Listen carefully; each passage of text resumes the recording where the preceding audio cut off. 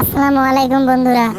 দেখেন, একটা সাপ গাছের ইসে ছিল, গাছের ছালে। সেই সাপটা এসে পড়ছে আমাদের হাউসে, বসির হাউসে পড়ছে সাপটা। তো ওই সাপটাকে এখন ধরা হবে, ধরে এই সাপটাকে ছেড়ে দেওয়া হবে। তো সাপটা কি সাপ তা আমি জানি না, আপনারা যদি জানেন তা অবশ্যই কমেন্টে জানাবেন। দেখেন সাপটা কি সাপ। তো এই ভিডিওতে দেখবেন সাপটা কিভাবে ধরি, ধরা পর্যন্ত আপনাকে দেখাচ্ছি। আর নেক্সট ভিডিওতে সারা ভিডিও দেখাবো ইনশাল্লাহ।